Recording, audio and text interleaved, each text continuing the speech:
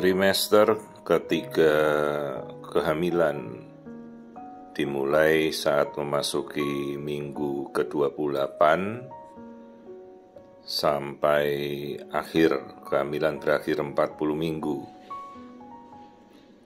Ini menjadi masa terakhir untuk kita melakukan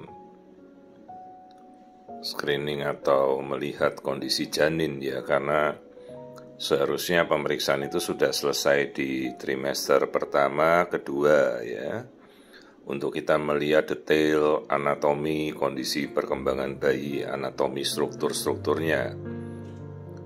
Tapi kadang-kadang ada juga yang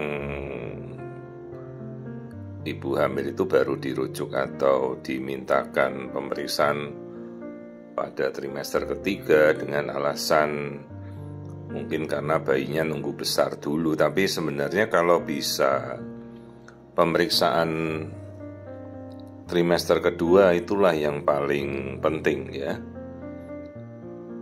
Sambil tadi kita lihat tulang hidungnya, ini kita lihat struktur kepala.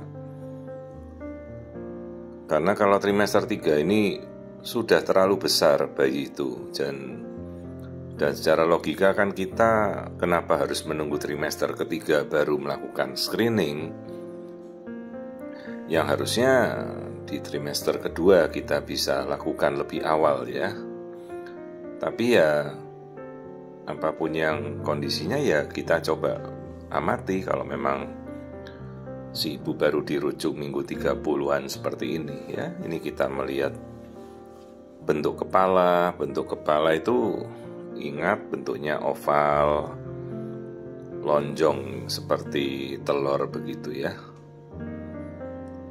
Nah, kita bisa melihat lapisan kepala nanti. Tadi kita sudah lihat tulang hidung, ini struktur wajah. Dan cukup sulit untuk melihat struktur wajah pada trimester ketiga karena biasanya bayinya sudah tengkurap. Ini masih untung kita bisa melihat profil wajah dengan sangat jelas. Ya, profil hidung, kemudian kelopak mata. Ya, kadang-kadang bayi membuka mata pada minggu-minggu. Di atas 29 minggu bayi sudah bisa membuka mata ya. Perhatikan bibir ya, normal semuanya. Ya, untunglah ini masih bisa kita lihat profil wajahnya dengan jelas.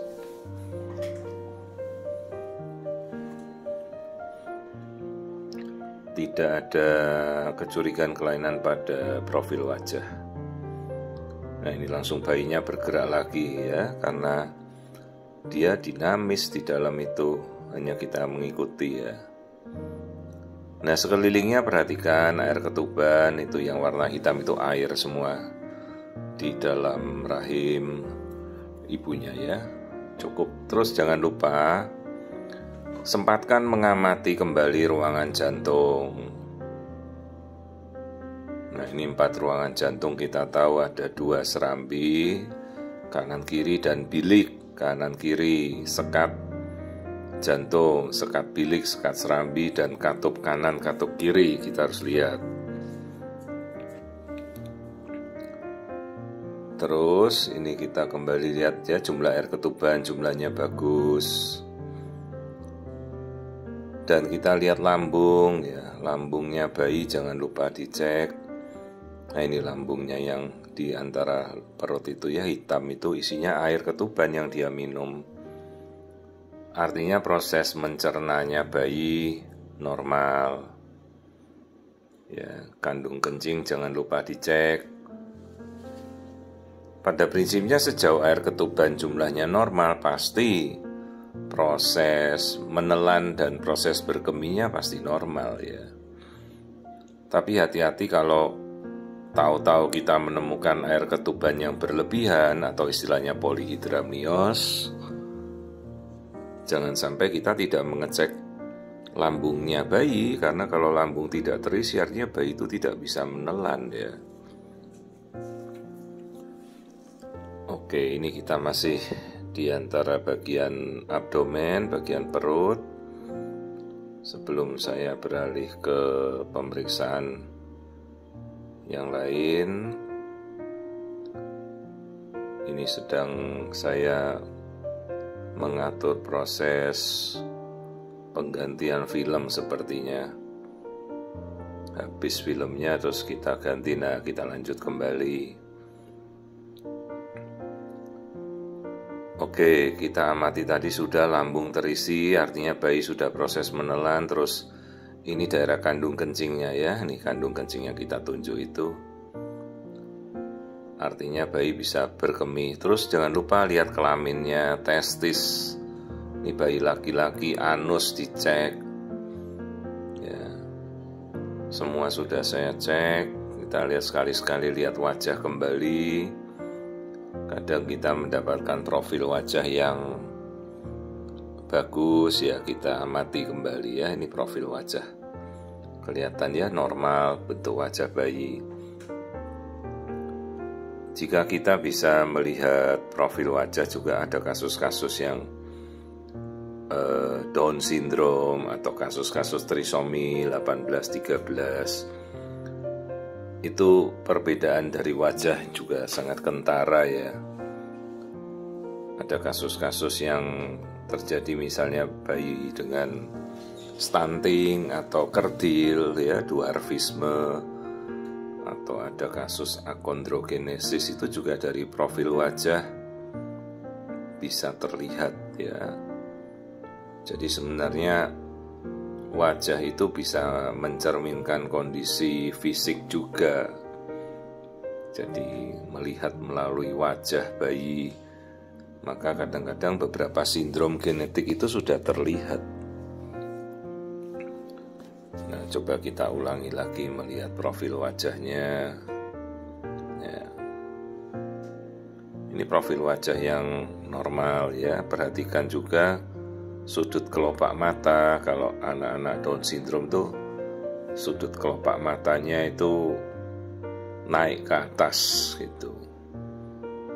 Cuma memang sulit, sangat sulit, harus kita benar-benar mengamati. Nah, ini profil hidung, lubang hidung, bibir ya, dilihat satu-satu profil wajah.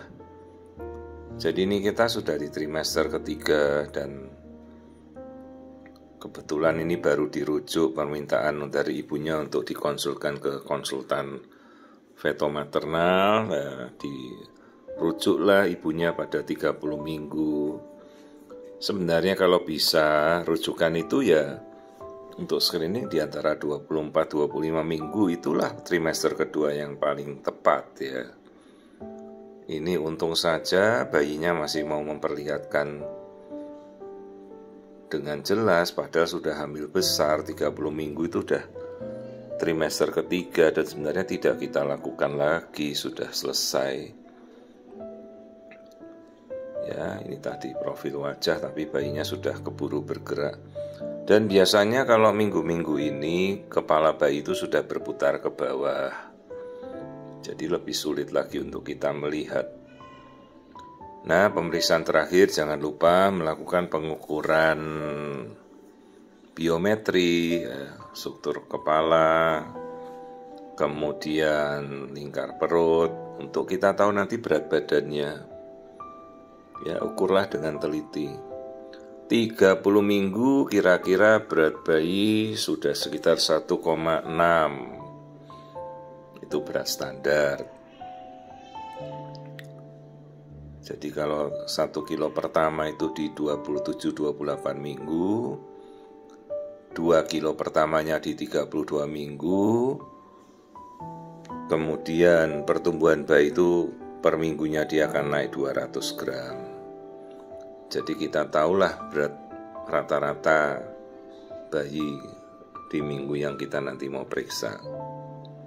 Ya, jadi ini pemeriksaan pada trimester ketiga, kita sudah cek semua sesuai dengan biometrinya. 30-31 minggu, beratnya sudah 1,7 dan semuanya keseluruhan normal.